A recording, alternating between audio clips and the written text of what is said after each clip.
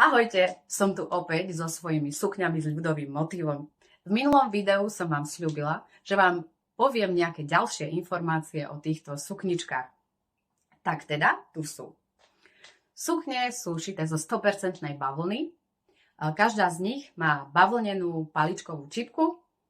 No a niektoré z nich majú viskozovú hadovku, ale keďže pri čičmanskom vzore, tak ako je potlačená tá látka, sa mi to tam vôbec nehodilo, tak tam som hadovku už nedávala. Sukničky som šila pôvodne v koncepte mama-dcéra, ale keďže som ich našila v niekoľkých veľkostiach, niekoľko kusov, tak si môžete vyskladať sety, ktoré sa vám budú hodiť, alebo si vezmete iba jednu sukňu, to už je na vás. No a chcela som ešte povedať, že aj tieto 4 veľkosti som sa snažila univerzalizovať, čo dúfam sa mi podarilo.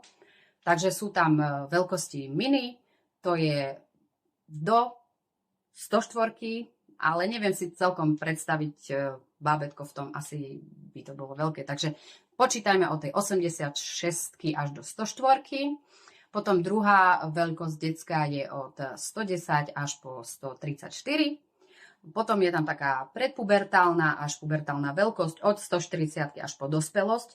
No a potom tie dospelé sukne sú od XS po L, ale, má tu jedno ale, že tam nesmie byť zadok väčší ako 110 cm v obvode, pretože takto by ste sa do nej súkali a to nie je potrebné. Takže ak chceš takúto sukňu a zadok máš trochu väčší ako 110 alebo aj veľmi väčší, vôbec sa tým netráp, ja kľudne ušijem aj s väčším týmto obvodom. No, čo ďalej?